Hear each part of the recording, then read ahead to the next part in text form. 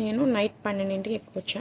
నేను మేడంని కలిసి మేడంకి నన్ను ఎవరైతే తీసుకొచ్చారో వాళ్ళు చెప్పి వెళ్ళి నేను ఫ్రెష్ అప్ అయి పడుకునేటప్పటికి 2 o'clock అయింది.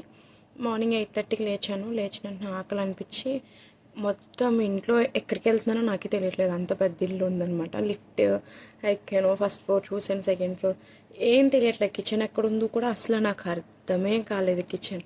తర్వాత ఈవిడ పిలిపిని ఆవిడ ఉంది నాతో పాటు చేసిన ఆవిడ, అంటే 6 ఉన్నారు మొత్తం నాతో కలిపి.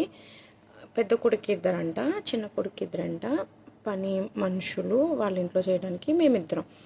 అయితే నాతో పాటు చేసే ఆవిడ పిలిపిని ఆవిడని లేచి అడిగిన తర్వాత ఆవిడ తీసుకెళ్ళింది కింద గ్రౌండ్ ఫ్లోర్ నుంచి కిచెన్కి తీసుకెళ్ళి ఇదే మన కిచెన్ అని చెప్పింది.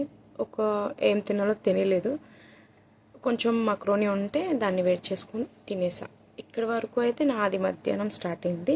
నెక్స్ట్ వీడియోలో మేడం వచ్చి నాతో ఏ వర్క్ చేయించిందో చెప్తా.